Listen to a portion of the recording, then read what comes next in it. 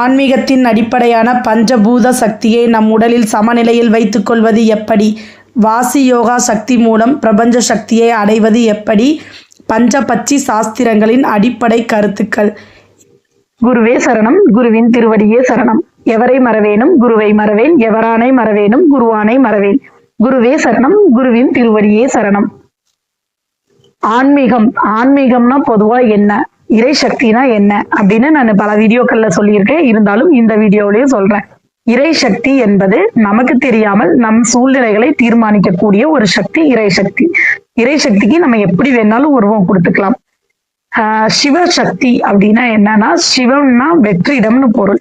சிவம்னா அங்க ஒண்ணுமே இல்ல, ரொம்ப அமைதியான சிவனேன்னு இருக்கேன் அப்படின்னு சொல்றாங்க பாத்தீங்களா. ஒண்ணுமே நினைக்காம எந்த உணர்வுகளும் இல்லாம நான் அமைதியா இருக்கேங்கிறதுக்கு பேர் தான் சிவனேன்னு இருக்கேன் அப்படின்னு சொல்லுவாங்க.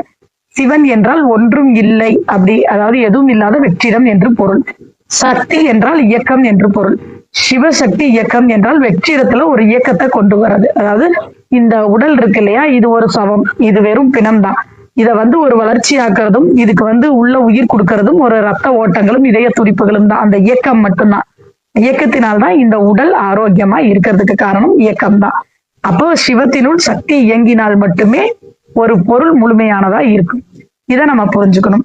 சரியா? இனி ஆன்மீகத்துல நம்ம முழுமையா பயணிக்கணும்னா என்னென்ன தெரிஞ்சுக்கணும், எதை தெரிஞ்சுக்கணும், அவ்வளவுதான். பஞ்சபூத சக்திகளை பத்தி முதல்ல தெரிஞ்சுக்கணும். ஔவையார் சொல்லியிருக்காங்க, பஞ்சபூத சக்தியில ஒரு சக்தி கம்மியா இருக்கவங்க தான் மனித பிறப்பு எடுப்பாங்கன்னு. பஞ்சபூத சக்தியில ஏதோ ஒரு சக்தி கம்மியா இருக்கிறவங்க தான் மனித பிறப்பு எடுப்பாங்க. இதுல நமக்கு எந்த சக்தி கம்மியாயிருக்கு? 5 ராஜ உறுப்புகள் தான் உடல்ல.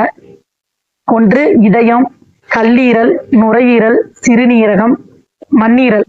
இந்த 5 ராஜ உறுப்புல ஏதோ ஒரு உறுப்பு பாதிக்கப்பட்டாலும் அந்த தொடர்ந்து அந்த 4 உறுப்புகளும் சேர்ந்து அதையும் எப்படி தெரிஞ்சுக்கிறதுன்னு தெரிஞ்சு அதுக்கு ஒரு தீர்வு கண்டுக்கணும். ஆன்மீகத்துல தொடர்ந்து பயணம் பண்றது எப்படின்னா, நமக்கு 3 விஷயங்கள் முழுமையா தெரிஞ்சிருக்கணும். ஒண்ணு, பஞ்சபூத சக்திகளை பத்தி நமக்கு தெரிஞ்சிருக்கணும். வானவியல் சாஸ்திரம் தெரிஞ்சிருக்கணும். நவ கிரகங்களை பத்தி நமக்கு தெரிஞ்சிருக்கணும். இந்த சரம், பச்சி இந்த மாதிரி எல்லாம் சொல்லுவாங்க இல்லையா, இதுல வாசியை பத்தி நம்ம முழுசா தெரிஞ்சு வச்சிருக்கணும். இதை தெரிஞ்சு வச்சுக்கிட்டா மட்டும்தான் ஆன்மீகத்துல முழுமையான பயணம் அப்படின்னு சொல்லலாம். இறைங்கிறது உணரக்கூடிய விஷயமே தவிர காணக்கூடிய விஷயம் அல்ல என்பதை நம்ம புரிஞ்சுக்கணும். வானவியல் சாஸ்திரமும் அப்படித்தான். அதை உணர்ந்து எழுதி வச்சிருக்காங்க இல்லையா, நமக்கு பல விஷயங்களை எழுதி வச்சிருக்காங்க. இன்னைக்கு ஒரு ஆராய்ச்சி மையம்னு ஒண்ணு இருக்குன்னா அதுக்கு காரணம் நம்ம முன்னோர்கள் எழுதி வச்ச வானவியல் சாஸ்திரம், ஜோதிடம் தான். அதுதான் இன்னைக்கு ஒரு ஆராய்ச்சி மையத்தை உருவாக்க காரணமா இருக்கு. அதை நம்ம புரிஞ்சுக்கணும். இந்த 3 விஷயங்களும் தெரிஞ்சா ஆன்மீகத்துல முழுமையா பயணம் பண்ணலாம். முதல்ல பஞ்சபூத சக்தின்னு சொன்னேன் இல்லையா, அந்த பஞ்சபூத சக்தி அப்படிங்கிறது நம்ம உடல்ல இருக்க பஞ்சபூதங்கள்ல எந்த தன்மை கம்மியா இருக்கு அப்படிங்கிறத பார்த்து இன்க்ரீஸ் பண்றது, அத சமநிலையில வச்சுக்கிறது. 2வது வானவியல் சாஸ்திரம். வானவியல் சாஸ்திரம்னு முழுசா ஜோதிடமே படிக்கணுங்கிறது கூட இல்ல. இந்த பஞ்சபட்சி இது எல்லாமே கொஞ்சம் கொஞ்சம் தெரிஞ்சு வச்சுக்கிறது. அதாவது நமக்கு தேவையான அளவுக்கு கூட தெரிஞ்சு வச்சுக்கணும். அந்த அளவுக்காவது தெரிஞ்சு வச்சுக்கிட்டா மட்டும்தான் நமக்கு ஆன்மீகத்துல பயணிக்க சரியான வழியா இருக்கும். 3வது காற்று. நம்ம விடுற மூச்சு நம்ம சூழ்நிலைகளை தீர்மானிக்குது அப்படின்னு நம்ம முழுமையா புரிஞ்சுக்கணும். சரம், வாசி எல்லாம் ஒண்ணுதான். இந்த சரம் எப்படி நம்ம விடுறோமோ, அதாவது மூச்சு எப்படி விடுறோமோ அதுதான் இன்றைய நாளை நமக்கு தீர்மானிக்குது. இன்னைக்கு நம்ம என்ன நடக்க போகுதுங்கிறத நம்ம மூச்சை வச்சே நம்ம கண்டுபிடிக்கலாம். அந்த மூச்சு தான் மூலாதாரமா இருக்கு. இந்த மூச்சு தான் நம்மளை இயக்குது.